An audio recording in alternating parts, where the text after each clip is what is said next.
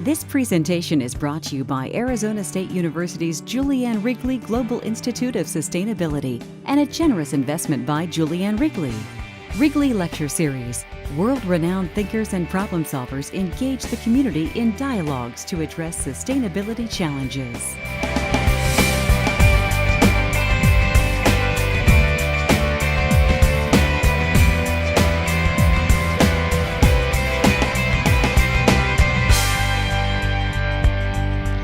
Good evening, everyone, and thank you for coming.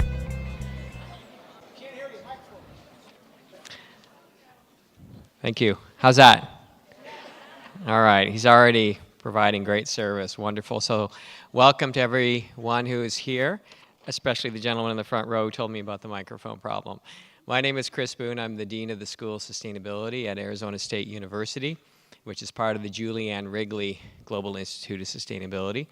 Julie Wrigley, who's often at these events, I don't believe she's here tonight, is a strong supporter of the idea that we need to bring in thought leaders as well as people who are action-oriented working in the field of sustainability. And we've been able, through her generosity, to bring in some very remarkable speakers, including the speaker that you'll hear from tonight. Of course, that's why you're all here, and you're a very good number. But it's not my pleasure to introduce the speaker, it's my pleasure to introduce the introducer. So with that, I want to say just a couple of words about Melissa Kovacs. Dr. Kovacs has a PhD in public policy and econometrics and is the founder of a company called First Eval. It's a data analytics and statistical consulting firm. One interesting thing about Melissa, Dr. Kovacs, is that she uses her statistics powers for good. That sounds like a superhero. Untangling homelessness data for the Central Arizona homelessness provider community. A really remarkable individual. I've just got to know her a little bit backstage. So please join me in welcoming our introducer, Dr. Kovacs.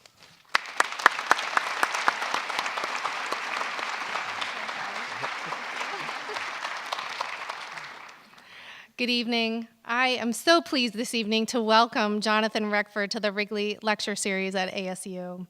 Mr. Reckford has been the Chief Executive Officer of Habitat for Humanity International since 2005, which I think you all know, which is why you're here. He graduated from the University of North Carolina, Chapel Hill, where he was a Moorhead Scholar. He earned his MBA from Stanford's Graduate School of Business and started his career on Wall Street. He went on to hold executive and managerial positions at Goldman Sachs, Marriott, the Walt Disney Company, and Best Buy. One thing he did for a year was helped with marketing and coaching for the Seoul, Korea Olympic Organizing Committee in 1988. Jonathan was serving as executive pastor of a 4,300-member church in Edina, Minnesota, when he received a call about the leadership position at Habitat. He serves on the boards of the Federal Reserve Bank of Atlanta, Stanford's Graduate School of Business, and the Duke Center for the Advancement of Social Entrepreneurship.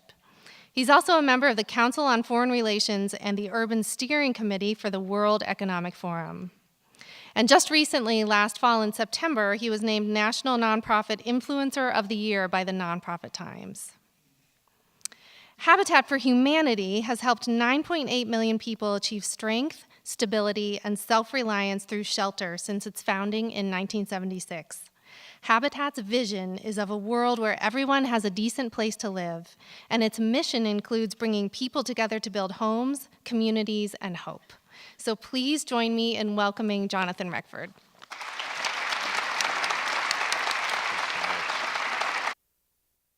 Good evening. My own mic. Thank you all for coming out today. Thank you for that very kind introduction. In the spirit of sustainability, I'm going to try to go paperless. We're going to see how that goes. But it's wonderful to be here. And I have been so impressed in the way that Arizona State has been able to demonstrate access to higher education to students that otherwise were considered unqualified. And Habitat for Humanity's goal is, in a similar way, to make housing available and accessible to all. What do you think of when you hear the word sustainability? I think it applies on so many levels. In the past, I think too many groups in our sector, when we try to think about complex solutions to poverty, tended to operate in silos. Educators said that education is the answer to everything. Healthcare providers would say, if we just have good healthcare, that would solve everything. And the same would be true for safety, for jobs, for the environment, and certainly for housing. And we were guilty of that as well. And the reality is, all of those are necessary if we're going to have sustainable and thriving communities. And they're all very much interactive. I think back maybe 15 years ago to some pretty pronounced clashes between the environmentalists and humanitarian groups in different developing countries. And I think even in this country we had, are you all familiar with NIMBY? Not in my backyard. Well, I think we also had BANANA, which was build absolutely nothing anywhere near anything, which was good for preservation, not so good for access to housing. And I'm pleased to say that we've seen some wonderful bridges being built. And while we have a long ways to go, there's been recognition that in a very low-income context, a family won't prioritize protecting the forest if she can't feed her family. And so survival is going to come ahead or come first. And I think we've realized that the best solutions have to be and solutions. How do we create environments in which people can support themselves and have thriving communities in such a way that creates a sustainability for all? For example, in Habitat's case, we work very hard to build with local renewable resources. So in the Philippines and Nepal, we work with bamboo. In Central Asia, we work with actually an ancient cane reed methodology. And in many countries in Southeast Asia and Africa, we do soil stabilized blocks, which take a fraction of the cement and are very resource friendly, and they can be made by the local families. And I know I looked at the very distinguished group of predecessors in this talk, and most have been focused very specifically on the environment. And I'm a housing guy, but I can speak environment. And Habitat actually played a role not unlike Arizona State's role in education, where, and if you remember, it wasn't that long ago that only rich people had green houses. And I remember an unnamed leader who was proudly showing off his 20,000 square foot green house, which is a bit of an oxymoron, but but there was a sense that that was only available to people who had the resources to do that. And our view was that low-income families actually needed highly energy efficient and healthy homes the most. And if you think about the cost of housing, including your rent plus your utilities, plus your cost of getting to work, transportation, then we were seeing energy poverty in very hot or very cold climates, and certainly you've got one here. And so we started out in a partnership, 12 years ago, with the Home Depot Foundation. And they put up a grant that created a subsidy for any of our Habitat affiliates across the U.S. That would pay the difference between the base Habitat house and taking it to Energy Star, or a larger subsidy if they'd go to LEED or Earthcraft or one of the higher standard metrics. And we built about 5,000 highly energy efficient homes in a relatively short period of time, making us the largest green home builder for most of the last decade. But most importantly, we measured over that time and proved, as the cost curve came down, that families were better off paying slightly more for their mortgage because their monthly cost of ownership was going to go down if we built them a highly energy efficient home. And so it is now, we're really excited to see is the materials cost to come down, and it's a relatively nominal cost to build well up front. And you've got a wonderful leader here in Central Arizona. So your local Habitat affiliate builds all Energy Star certified homes that are fitted with low flow plumbing features. And they've built more than 130 LEED certified homes, which, if you don't know, is an international designation for green building. Central Arizona Habitat is partnering with the university and with the cities of Tempe and Phoenix to plant trees as part of a community carbon bank. They're also partnering with the Desert Botanical Gardens to design and install desert-supported, water-friendly landscaping that's more sustainable for this climate. In addition, and this is one of those sort of hidden gems for Habitat, through deconstruction services and the efforts of 3 local Habitat for Humanity restores, more than 17,000 tons of waste have been diverted from area landfills. How many of you ever heard of a Habitat restore? Have you seen one? Oh, this is an educated audience. So it's pretty amazing, and we should tell the story better. But now, last year, our more than 900 U.S. restores generated $450 million in sales and diverted 300,000 tons from landfills, which is a great kind of win-win-win in terms of leveraging philanthropy to have impact on our mission while making a difference in the community.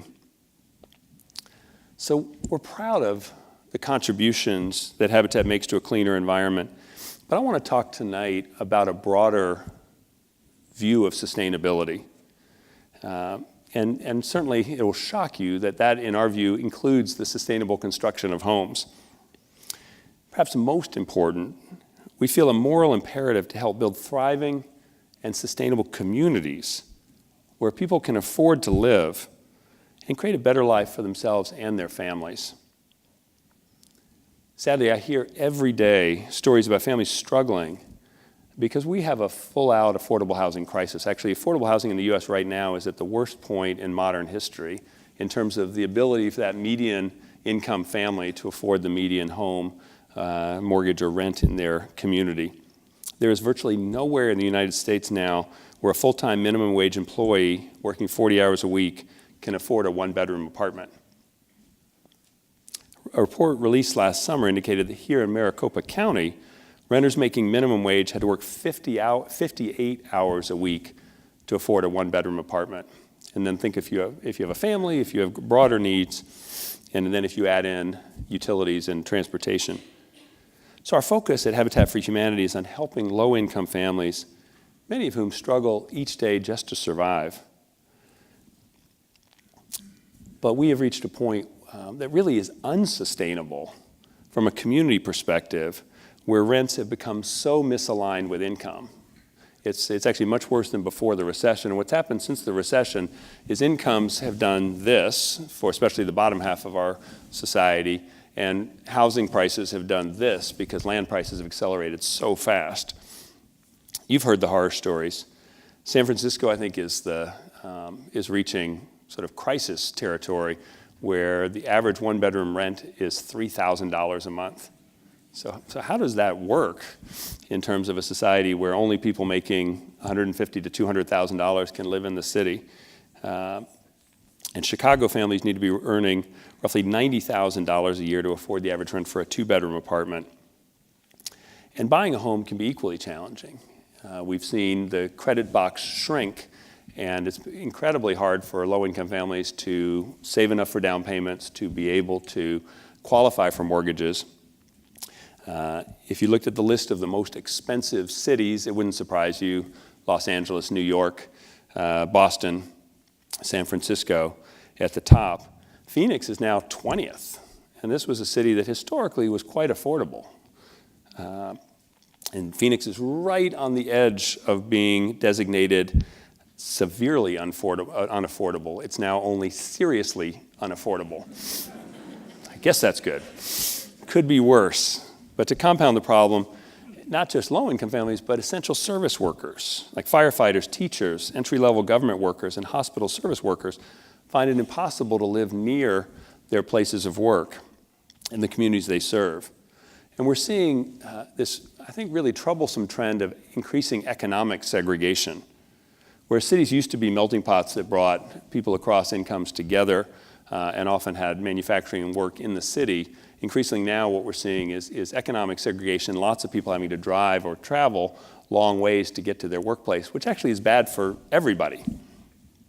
And we see it even more in the international arena, where families are driven out of urban centers into often informal settlements and slums out on the peripheries of cities. And with that, we get a whole myriad of social ills. It's not sustainable to have a world in which only the wealthy can live. So we need to focus on community development that meets the needs of all residents. And creating affordable housing opportunities is one critical component of that process. Here's the audience participation part. So if you're comfortable, would you raise your hand if you grew up in what you considered substandard or poverty housing? Let's see, I'm looking, we've got actually quite, maybe a dozen people in the room, which is more than I usually see. It's not unusual that I'll be in an audience like this and actually nobody will raise their hand. Now what's even more clear is if I'm in a room of corporate leaders or government leaders, it's extremely rare that one raises their hand. And then of course that becomes self-fulfilling because it's become increasingly difficult to move up if you grow up in substandard or poverty housing or concentrated poverty. Those who have the power to affect change, therefore, are rarely aware of the multitude of problems that exist when families lack a decent, healthy place to call home because they haven't seen or experienced it. We can all relate to health and education because they're part of all of our shared experience. But I think sometimes, again, because of that economic segregation, we can live our daily lives with the problems of poverty housing quite invisible on a daily basis. Even if you would describe your current or previous housing as modest, likely you can't imagine what day-to-day life is like for a young mother in Nicaragua whose baby wriggles in her arms because he wants to crawl on the dirt floor of their home.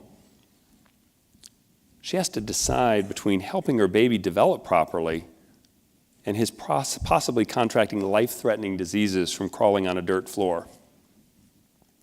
And it's hard to fathom the story of an executive in the US who grew up always fearing that he would have to tell visitors that his home didn't have a bathroom. But the reality is, more than half the adults in the US have made at least one trade-off in recent years to cover the rent or mortgage. Those trade-offs include taking a second job, cutting back on health care and healthy food, and moving to neighborhoods they perceive to be unsafe. And around the world, the picture is far more bleak, with 1 in 4 people worldwide lacking adequate shelter. That's about 1.6 billion people, which is really hard to get our hands around. Habitat wants to be one small part of changing that narrative. With our partnership, Habitat homeowners achieve the strength, stability, and self-reliance they need to build a better life for themselves and their families. Here in the US, when we partner with the families to build a new home, they make a down payment with what we call sweat equity. So they come out and put hundreds of hours into helping build their home and their neighbors' homes. And they take classes in financial literacy and home maintenance. So by the time they close on that home, they're really well prepared. In addition to putting those sweat equity hours in, we also do repairs and rehabs in the context of neighborhood revitalization. And there's some fantastic examples here in the community. I got to visit one not so far from here in Tempe just this afternoon. But one of our big goals globally is how do we make the markets actually work better for low-income families? And I think we tend to think the market will work, but the practical reality is the market works better for kind of middle income and up. And especially in very low-income contexts, you see huge challenges. If you're a low-income family in Malawi or Cambodia, one, you may have lived on your land for generations, but you don't have secure tenure or title. So you don't, without that, it's actually a financial disincentive to invest in upgrading your living conditions because you could get kicked off your land at any time. Even if you've got that secure tenure title, no one will lend to you. Banks, the traditional formal banking won't lend to the bottom half of the market. And if you could get a loan, it's hard to get good quality building materials at a fair price or skilled help. So Habitat's really trying to engage in the market, first from an advocacy perspective, helping families get that title or secure tenure to stay on their land. We've become the global leader in housing microfinance, getting microfinance institutions to begin doing home improvement lending. And now with our Shelter Innovation Lab, we're working with entrepreneurs in both nonprofit and for-profit businesses to start up local community-based solutions in the building materials trade. A recent example I was excited about is we've invested in a company in Rwanda that has come up with a proprietary way of sealing earth floors. And so by packing the floors down very incredibly tightly and then putting this environmentally friendly varnish and sealant on the floor, you get all the benefits of a cement or concrete floor at a fraction of the price. So for about $80, a family can purchase a floor. And we want to help them scale and succeed because we think that will substantially speed up the process of more families getting their families off of dirt floors with all the challenges that come with that. And not surprising, I talked before about the interrelationship of all these pieces. And I want to be very clear. We don't think housing is the answer or the only answer, but in some ways it's a prerequisite or a foundation or building block. What we've seen that it's not surprising, and we've got tons of data that show how important adequate housing is to better health, to improved education outcomes, and to new income earning opportunities. While it's not the only factor, when you pull housing out of that equation, you don't get the outcomes we're looking for in all of those other spaces.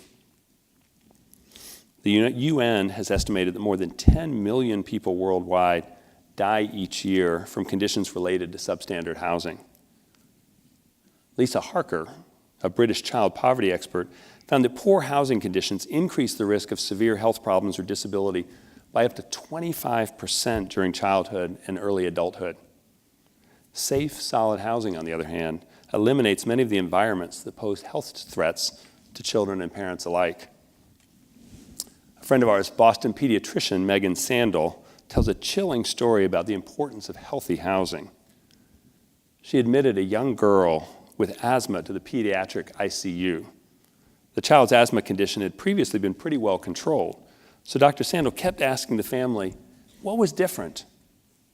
It became clear that one of the changes in the child's environment was that the family had acquired a cat, even though the little girl was allergic to cats.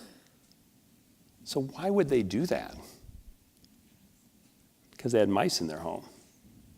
They'd actually found a mice in their little girl's bed. So the family was stuck with what Dr. Sandel called an incredible devil's choice. The decision they made concerning the mice problem likely resulted with their child ending up in the hospital.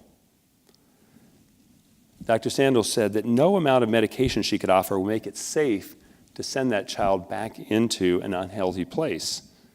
The prescription she wanted to write was for a healthy home. She said a healthy home is like a vaccine that provides both immunity and resilience. It literally prevents disease. A safe home can prevent mental health and developmental problems. A decent home may prevent asthma or lead poisoning. And an affordable home can prevent stunted growth and unnecessary hospitalizations, she said. It's just so clear how important a decent home is to the health of a family and to community health. When looking at the link between health and housing, it's not a big leap to see the link between housing and education. Stable housing drives better performance in school. We see too often that overcrowding, inadequate light, leaky pipes, deteriorating walls make it difficult to concentrate. A MacArthur Foundation report said that when families lived in poor quality housing, adolescents showed lower school success in core academic subjects. A safe, quiet place to study, however, creates not only an environment in which one can learn, but also a space in which to plan and dream. Proper shelter also creates jobs, revitalizes neighborhoods, and attracts employers.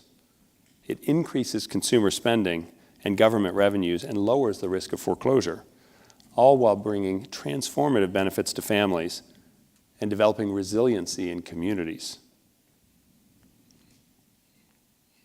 For communities to thrive, there has to be a soul, a center, said former Vice President Joe Biden.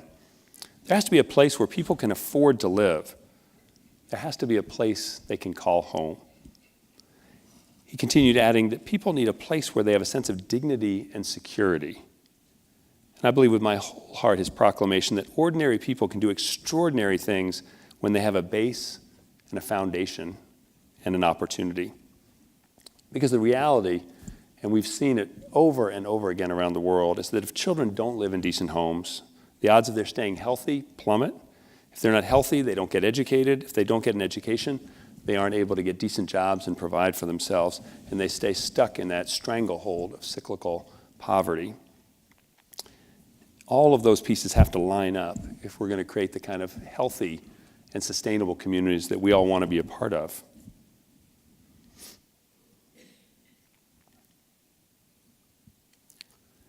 So sustainability for us is not a philosophy.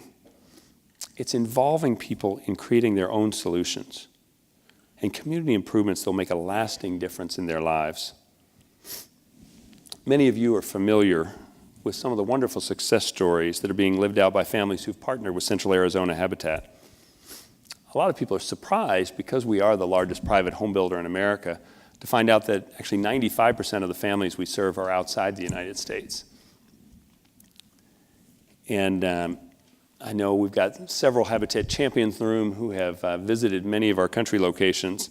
But let me just give you one story that creates context when we think our problems are bad.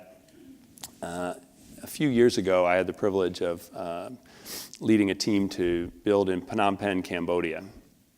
Let me tell you about a wonderful woman named Lauren, who we partnered with. When I first met Lauren, she was a widow who had once lived with her mom, son, and daughter in a tiny shack on a garbage dump in Phnom Penh. Really atrocious conditions. Ultimately, they couldn't even afford that, so they ended up on the street squatting with their very meager possessions and just a tarp. I was part of a team that helped build very simple 4 by 6 meter block home. She told me about the difficult night she'd spent just before the dedication of her home.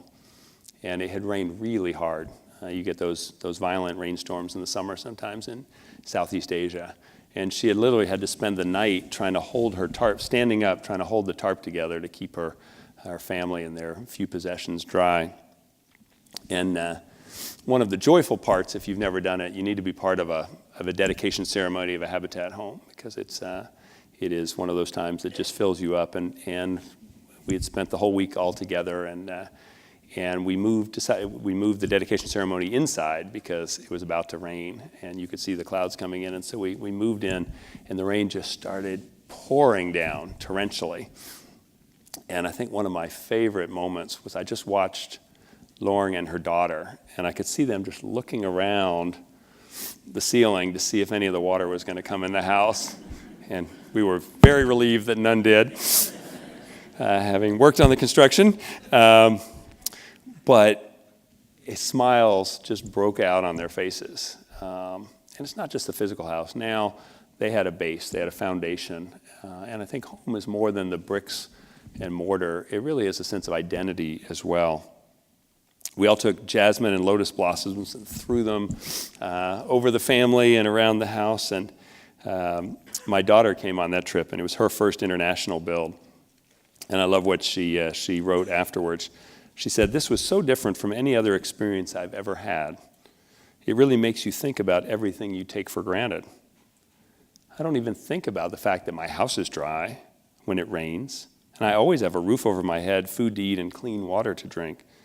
It's amazing how much a home can change people's lives."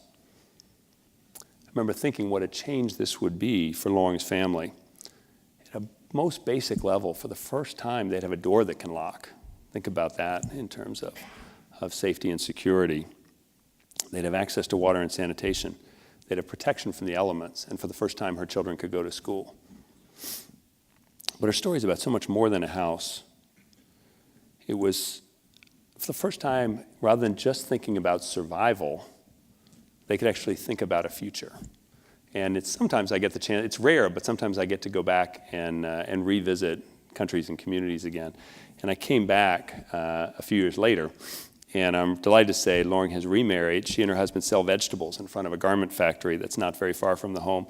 They earn about $5 a day, which is not very much, but it's 5 times what she earned before, which means they have enough money for the kids to be in school. She owns the home. She doesn't have to worry about being evicted. Her actual cost of water and electricity is less because often prices are higher for people who live informally. And unlike before, they have enough healthy food to eat with all the benefits of that for her children. We want to see stories like this repeated all around the world. Beyond the success stories of individual families, however, are the positive effects of adequate housing that extend much wider.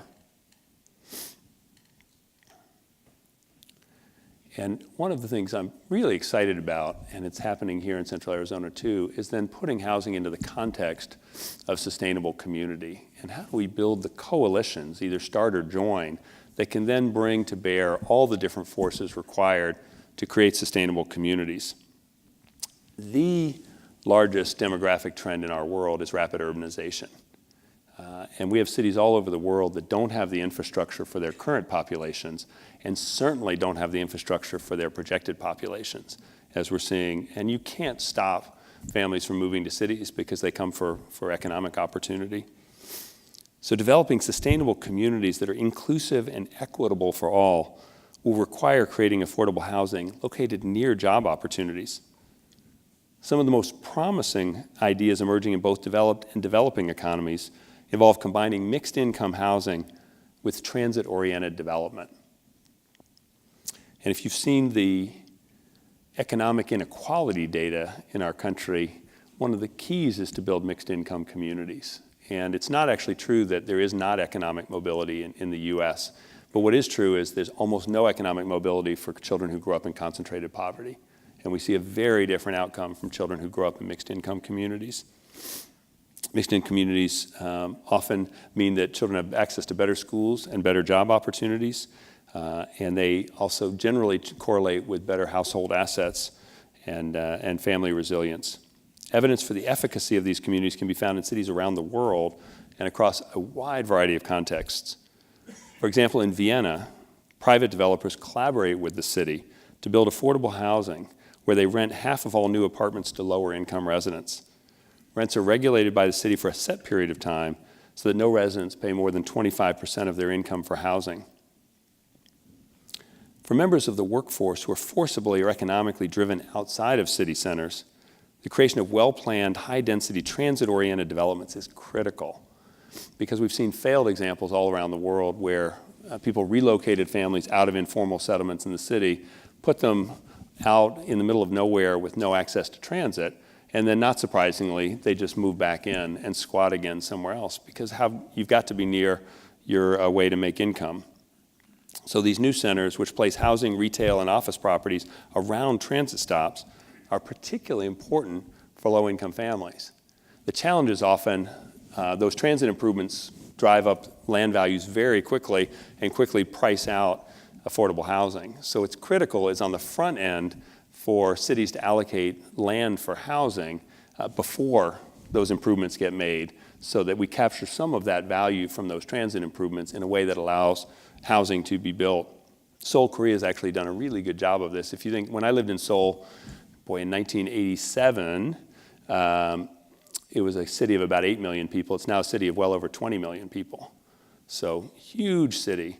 And one of the things Seoul did is, as they expanded the train lines, every time they did that, the farmers got a huge jump in value for their farmland, but the city grabbed a third of all that land for affordable housing, so that as the city grew, housing grew along with it. The farmers still got 2, 3, 4 times the value of their property from those public investment, but it meant that instead of having slums that most megacities have around the world, Seoul has a relatively good housing base. And we recognize, I make no pretense that this is easy. And I think to really solve this, we need the public sector, private sector, and the nonprofit and civil society community. We need the universities and academics. We need the faith communities. We really need everybody to come together around this, because the public sector really sets land use and sets the environment, creates the carrots and sticks for the private sector. I think the private sector actually does the best job of building at scale. Habitat scaled through replication, but we know we can't build our way out of the affordable housing crisis. But I think civil society plays a really important role as well, because it brings voice to the citizens. And doing neighborhood revitalization for a community that doesn't involve the community will never really work. It's got to start with the voices of the community and their vision, and then bring those services and opportunities around those. So I recognize how hard this is. I think globally, when we look at it, our best opportunity probably is not to try to fix the megacities, because they are so complex already. But the most of the global growth in population is actually happening in secondary cities. These are cities of about 1 million people, which is still a substantial city. And there, it's not too late to think ahead and to do some of the planning that could make this work. And here in the U.S., I think we still have opportunities because if today this model that low-income families have to drive an hour or drive 90 minutes each way to get to work is bad for the family, it's also actually bad environmentally and bad for the community because all the roads get clogged up and the quality of life goes way down. So I think cities are going to have to plan very intentionally, and it's going to take people of goodwill sometimes getting uncomfortable because I think when it comes to our home, otherwise friendly people suddenly get less friendly in terms of anything that might be a threat to their property values or to what we find is a lot of that's based on mythology. We've got lots of data now that shows when habitat comes into a community, it increases property values and strengthens the community. So we've got to do a better job of educating people around that. And we need government leaders to think about long-term incentives. One of the most effective models for affordable rental has been the low-income housing tax credit. We need other long-term vehicles that will be enough of incentive for private sector to build low and moderate income housing, not just high-end housing. It is the other good news out of all these challenges is that investing in housing actually has a fantastic multiplier effect. It creates jobs and has a large economic spin-off. And so it actually grows the tax base for the city as well. So I think we have an opportunity, especially in secondary cities, and I think even in our large metros in the U.S., it's not too late for us to address some of these challenges. But it's urgent, because if we don't make some of those choices now, in 10, 20, and 30 years, we're going to have completely unsustainable and fully segregated cities that I think ultimately won't work for anyone. At Habitat, one of the words we talk a lot about is stewardship. And I've always liked that word because it brings about the idea that we've been entrusted. Every one of us has been entrusted with gifts, talents, and resources. And I think the question we all have to address is how will we use those resources we've been entrusted with, not just for the near term, but for future generations as well. So how do we think about creating communities that unleash the gifts and talents of all our citizens and create the opportunity for that? I want to tell one last story. Sometimes those surprise stories are the best ones. And a couple years ago, my goddaughter came to visit. We were excited to have her visit, and she was in Atlanta, where we live, and she said, would it be okay if I have one friend in Atlanta, could I invite her over? And we said, of course, we'd love to meet your friend. So Crystal came over, and we met Crystal, who was a spectacular young woman. And Crystal had just finished putting herself through a master's degree program in counseling, having already put herself through college. And she was taking a pause to earn money to go and start her doctorate in counseling. And she had met my goddaughter when they took sign language classes together. And they both learned sign language. And Crystal was doing sign language to interpret for hearing impaired youth with their counselors to be a translator. And then she thought, I could cut out the middleman. So she wanted to become a counselor herself. And I was so moved by her. And I'm always interested in what creates that spark? What makes somebody want to serve that way? So I said to Crystal, so what made you want to do this? This is fantastic. And she paused and said, I don't usually talk about this, but things were actually really rough when I was young. And I won't go into the details, but things were really bad for her mom and her 4 siblings and her. And at one point, her mom literally just took the kids and in the middle of the night escaped. And they ended up homeless for a period of time and then bounced around from place to place. And then she said, but everything changed for us when I was 13. And my mom qualified to buy a Habitat for Humanity home. And she didn't know what I did. I was just like, oh. And now all 5 kids are in or through college, and they are going to make our world such a better place because they had a chance. And just think about how many Crystals are here in Tempe and in Arizona and across the U.S. and across the world who can do so much to make our country and our world better if they just have the opportunity to grow into what God intended for them. A pastor friend of mine named Bill Hybels coined a phrase right before I joined Habitat that really struck me. He talked about a holy discontent, which is kind of a funny idea when you think about it. And he said, our world is full of discontent. We say that everywhere. And, discontent, my version of that is someone's watching TV and watching these terrible events unfold in our community, in the community or in the world. And the reaction is, that's terrible. Somebody ought to do something about that. And then they change the channel and watch a movie. And I think that holy discontent, in contrast, is when we're watching that same terrible event unfold in our community and the world. And God just grabs us by the neck. And the reaction is, I can't stand that. And I'm going to do something about it. And they get off the couch and get out into the community and decide they're going to be part of making it better. And so we need a whole lot of holy discontent in this city, in this country, and in our world. And as you think about the resources you've been entrusted with, what could you do to help think about creating a place to live, not just for your family, your community, but in a way that would create true resilience and sustainable communities worldwide? So we're going to move into a conversation. I would look forward to feedback, and we're going to take some questions and answers. But I am truly grateful to be with all of you. So thank you, and God bless you.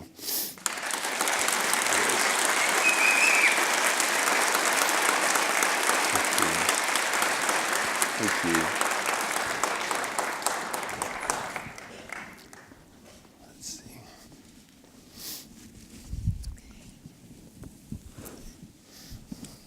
Let's see if this is on. Is this on? So thank you so much, Jonathan. That was so insightful. I really enjoyed hearing about all of this. So I have the privilege of being your voice, the audience. All of you submitted some amazing questions for this evening. And so I wanted to start out and tell you that so many of the questions were related to what you talked about, which was great, related to sustainability and affordable housing, and even related to building materials. So I really appreciated the detail that you went into for that.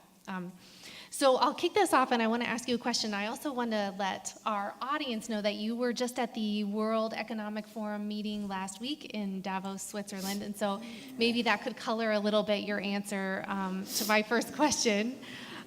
What changes would you like to see in the field of sustainable, affordable housing? Or maybe, if you had your dream, if you had your 3 wishes, what would you really love to see in this arena of sustainable, affordable housing?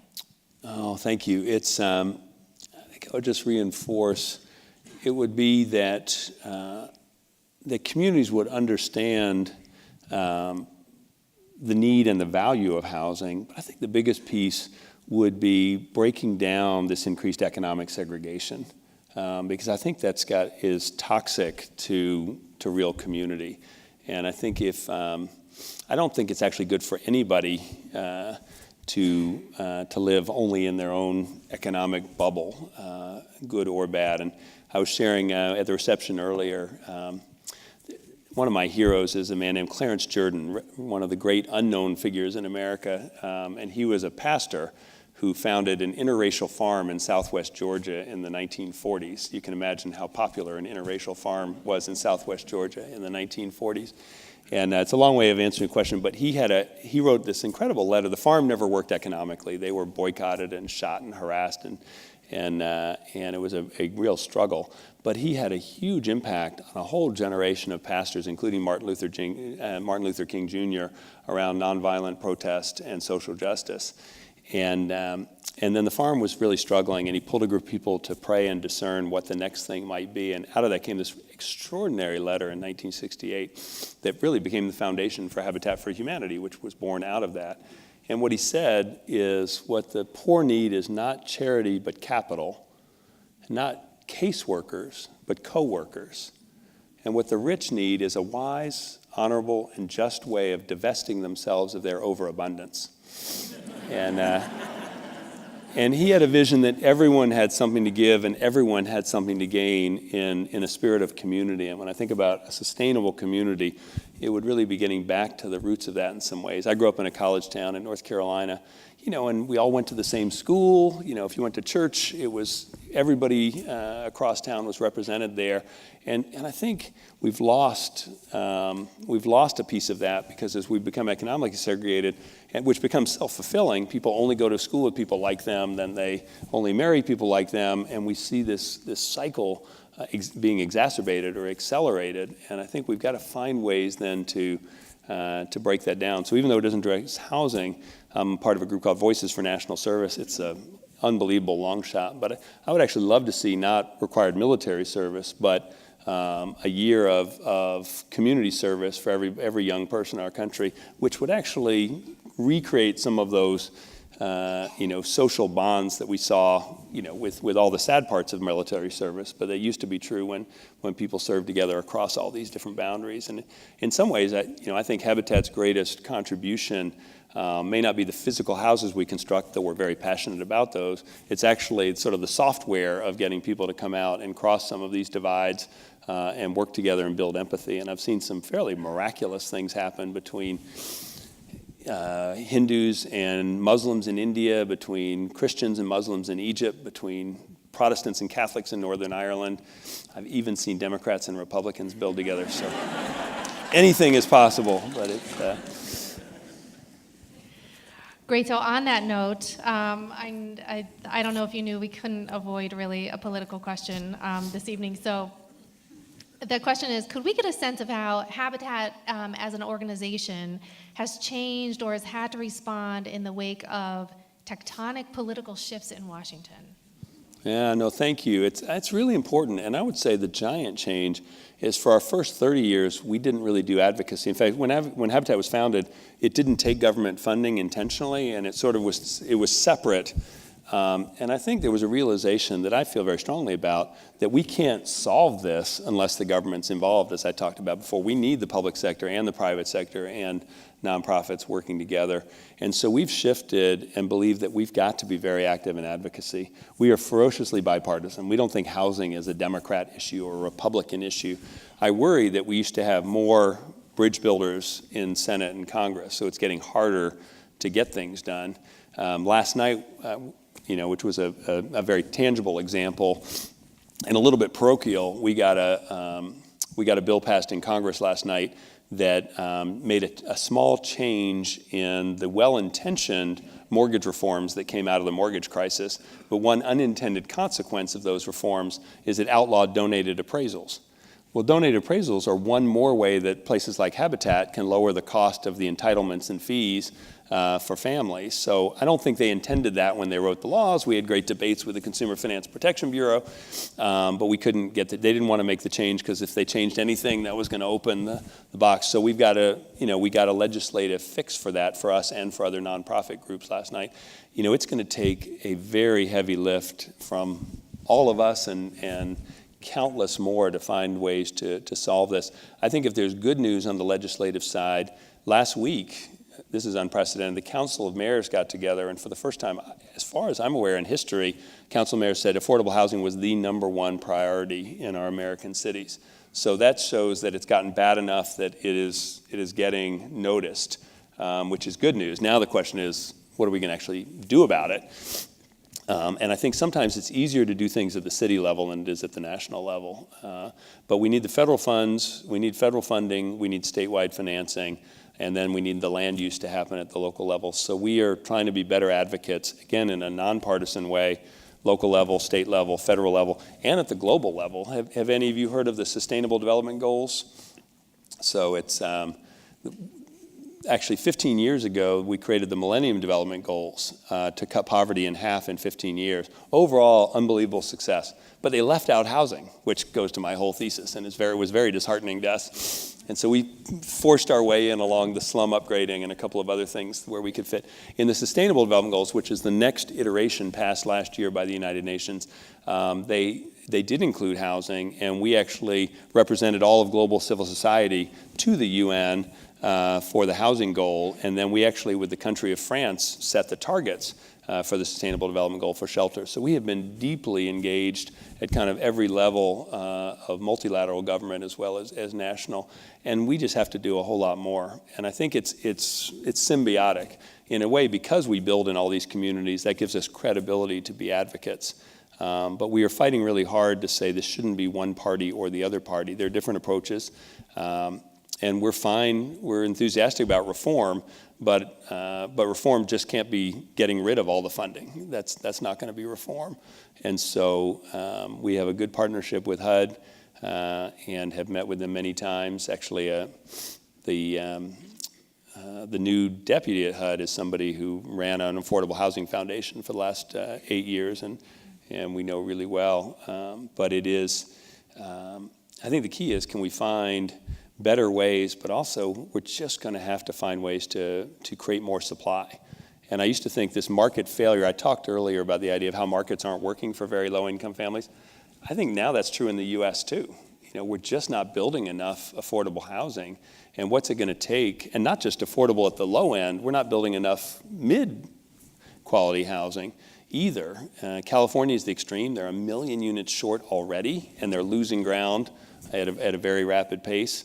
But you can then go down the other cities, and on both coasts, it's accelerating right now. And we've had the good of a good economy, but it also exacerbates it. The people with assets have done fantastically well in the past 7 or 8 years, but people without assets have fallen further behind. And I think that's a huge collective challenge. So I don't know if that quite gets there. I don't, Canada, and we were deeply involved with that, passed a national housing policy. And I had the privilege of spending some time last week with Prime Minister Trudeau. I would love to see the U.S. pass a national housing policy. We don't have one. We officially have a stated statute that goes back to the Fair Housing Act that every American has a right to decent housing, but we just haven't delivered on it. Great. So a few people in the audience had questions related to habitat building on native reservations in Arizona, and maybe talk about what's been your experience when working with reservations, and are there kind of different capital or different resources that are needed with reservations? It's really complex, and our team here could probably give a better local answer. I can give some general principles that we've seen in reservations around the country. It's really difficult, almost by definition, because it's tribal land. And so our particular niche is home ownership, which is in conflict with tribal land.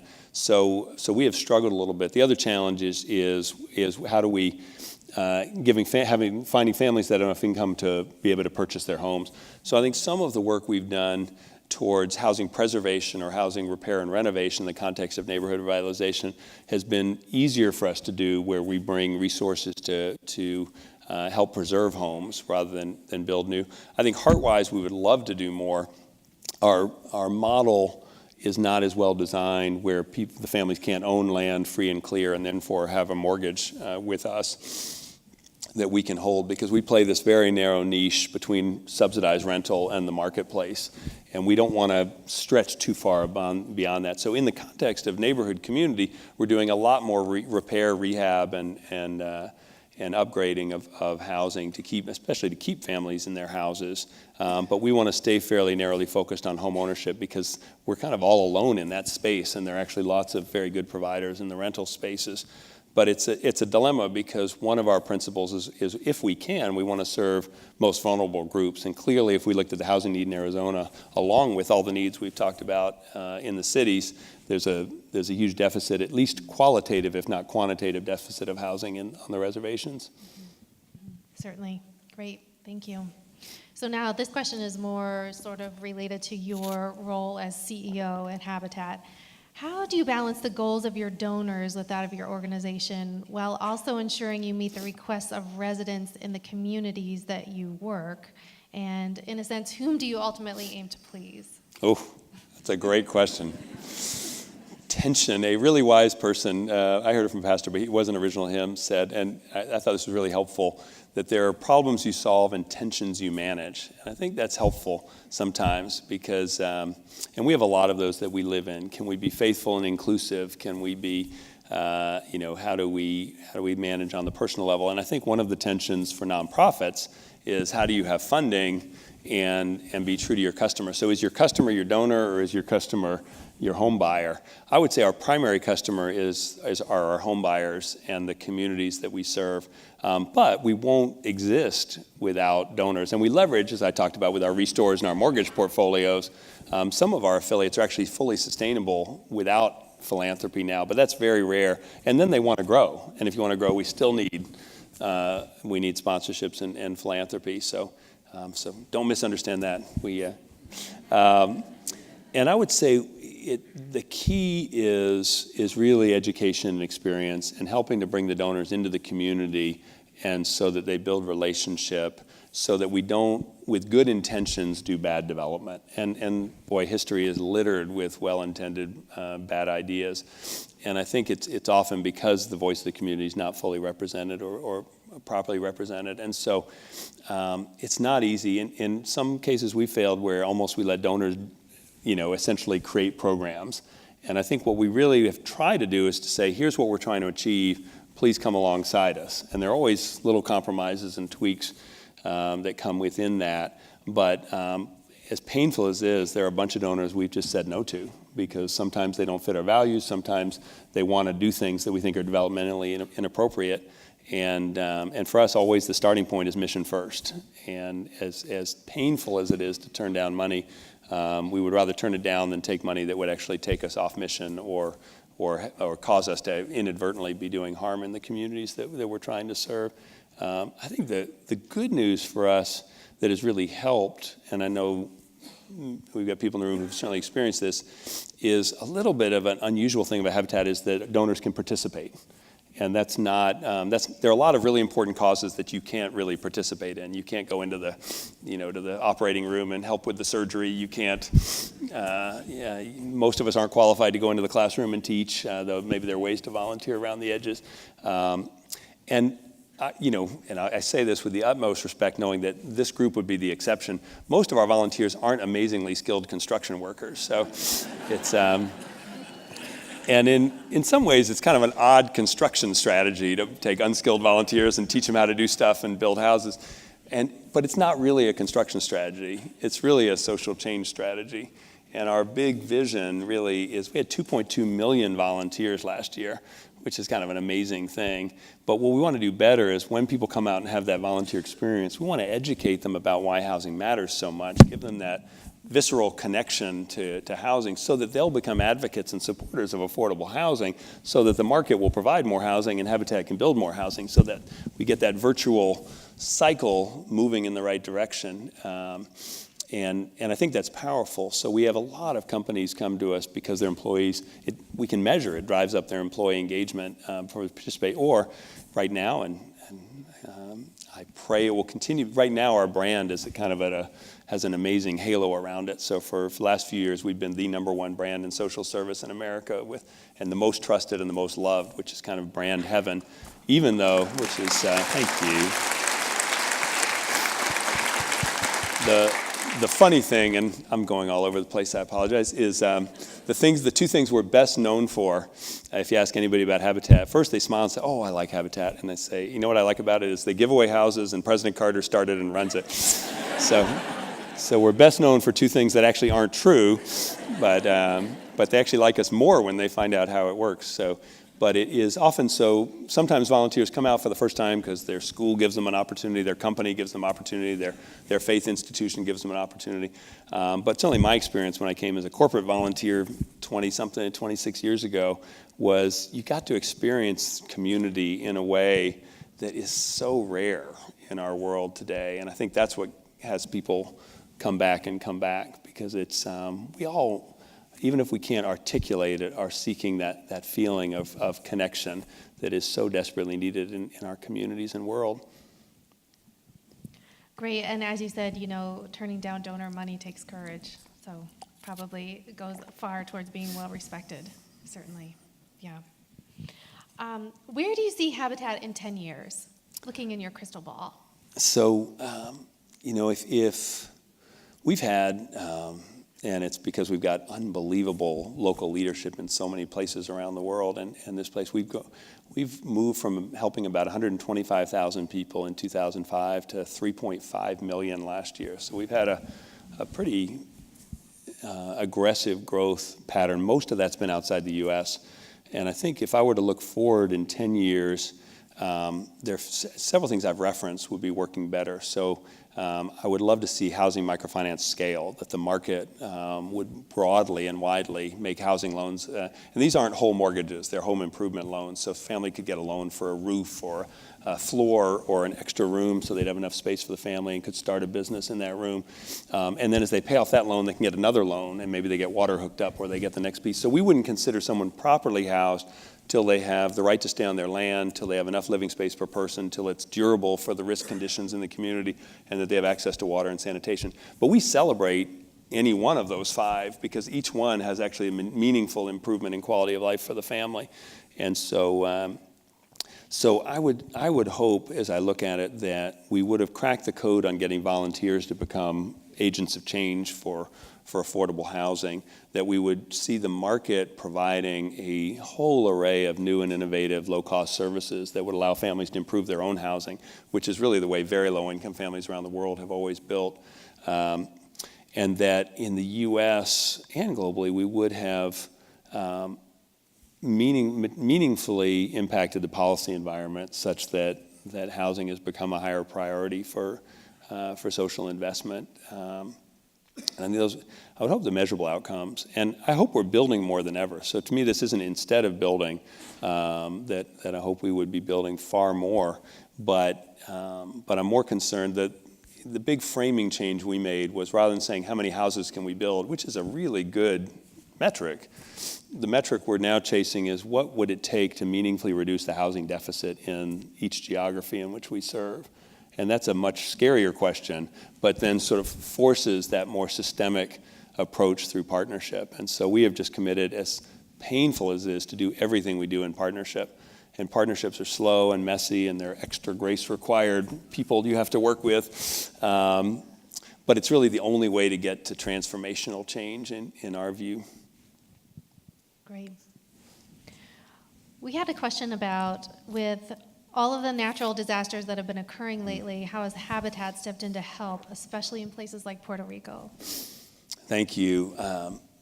That's another thing that we didn't used to do, but as we observed, the people who live in the worst housing conditions get hit the hardest when disasters happen. And so, it will probably always be seared into my mind. I joined Habitat the week Hurricane Katrina hit, which was not part of the plan. And that was the worst housing disaster at that point in decades and decades in the U.S. And it came on the heels, if you remember, of the Indian Ocean tsunami, which was the worst global housing disaster that had happened in modern times. And so Habitat, in a way, rallied. And we thought, this is so big, we have to go after this in a giant way because of the sheer volume of people that were suffering. And so we ended up building 25,000 houses in the Indian Ocean basin, and learning how to do that actually opened up scaling in some ways for us, because we broke a lot. We could tip the sacred cows and do a whole bunch of stuff that wasn't culturally okay for Habitat, because we had to build a lot of houses. Instead of building a few houses in a lot of places, we needed to build a lot of houses in a few places.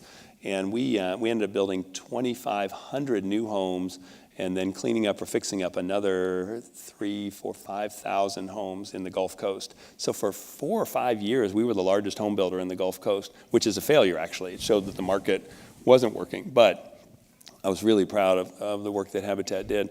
And building off of that, now in any given year, about 20% of our global work is disaster recovery. We don't want to be the Red Cross or a relief agency, but we've recognized that we've got to get there quickly.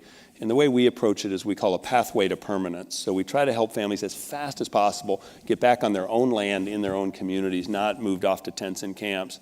And then we've now started practice that, sadly, we actually did in Puerto Rico. And it's sad that a practice that we use in Nepal or Haiti was needed in a U.S. territory.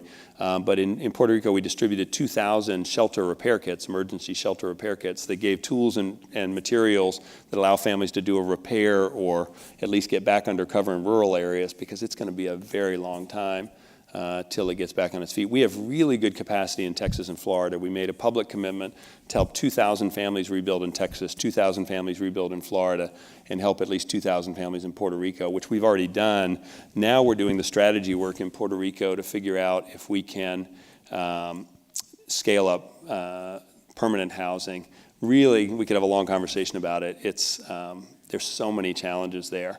and things you don't even think about. They've got Roman/Spanish law and U.S. building codes, which is a really tricky combination because most of the houses aren't built to code, but if we touch them, we have to bring them all the way up to U.S. code, and under the Spanish law, we're then liable for anything that goes wrong on the house. That's a terrible combination when you're starting with houses that are in such terrible shape. So we're trying to get very creative about how we can be compliant and still make a big difference because, still, which is awful, so many families don't even have power or electricity, let alone the supply chain to be able to start the permanent construction process. And a huge amount of the talent is now on the mainland. So, who's going to do it is a giant question as well.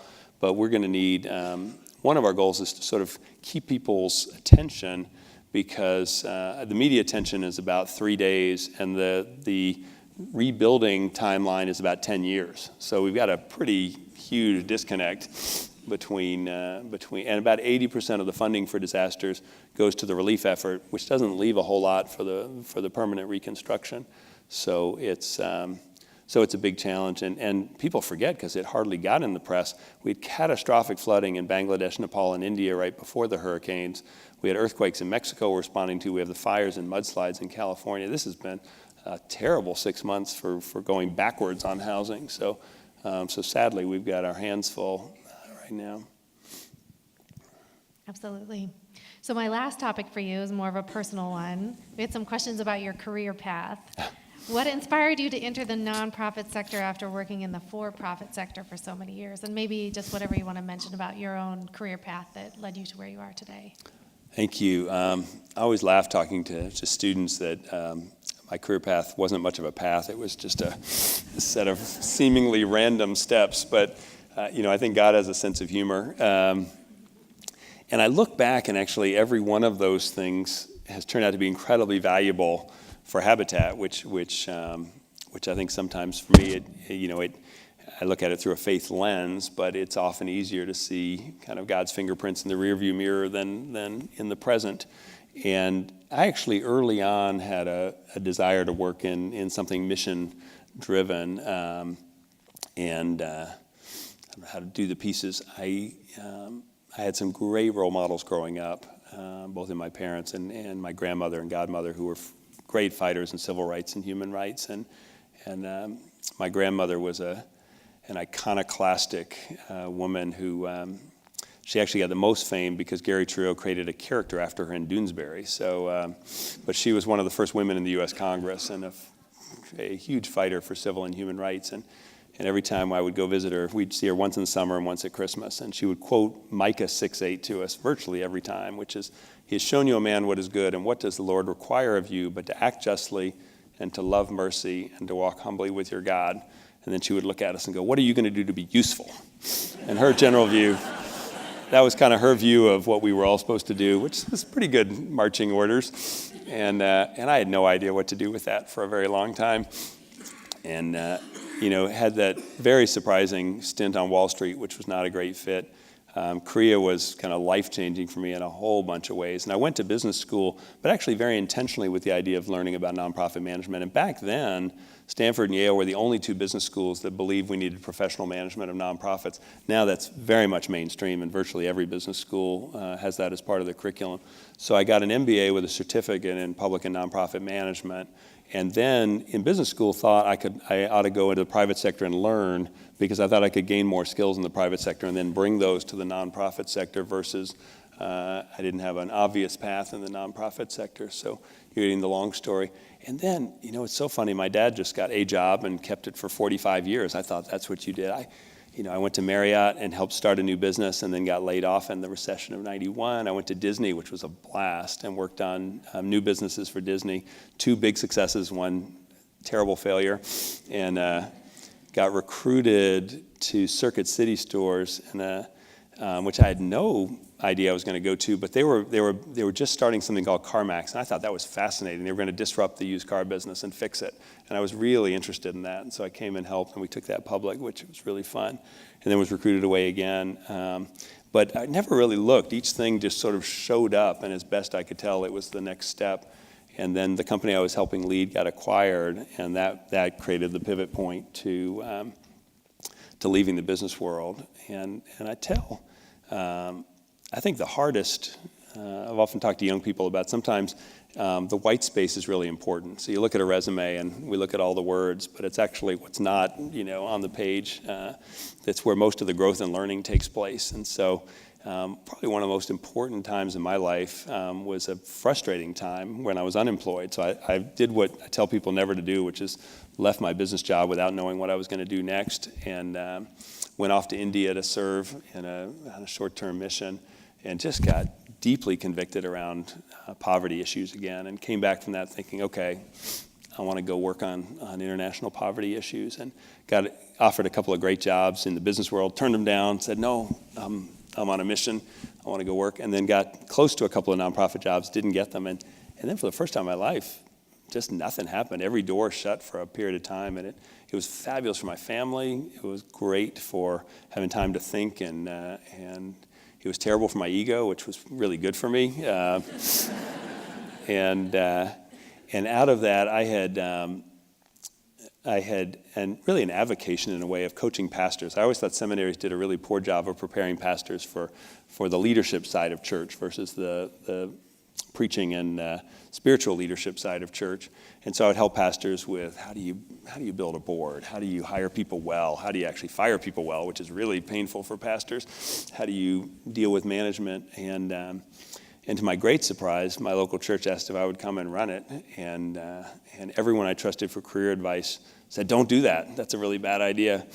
And that scared me. But it really felt, my wife Ashley and I prayed about it, and it just seemed like what we were supposed to do. And I think this is, sometimes you just have to step out in faith. And it's such to me, I don't really believe in coincidences, but the day, I think literally the day, maybe it was the day after, the day I decided to go work for my local church, I got a call from one of the big national headhunting firms, and with a great job to run an internet retailer that I can't name. And I was like, ooh, that's a great job. And I pause. I'm going to go work for my local church. I thought, I will never hear from you again. I have exited the world. And 2 years later, I'm happily working away in Edina, Minnesota, and she co-leads the Habitat search, calls up out of the blue, hey, Jonathan, do you know anybody who might be interested in Habitat for Humanity? And I just remember kind of the adrenaline going down my back, and I took a long pause. I was like, does it have to be somebody famous? And I went home and wrote this very passionate 2-page letter that said, look, I don't know if I'm right, but this is the kind of thing I think I've been preparing for my whole life. And I never thought it would happen, but remarkably fast, that kind of led to that was April of 2005. So it has, and I could never hold a job, as you can tell, but I am setting a record every day at Habitat, so this is new territory. But I can genuinely say there's nothing else I want to do, which is such a gift. So I feel incredibly blessed to get to be part of this. Amazing. Thank you so much.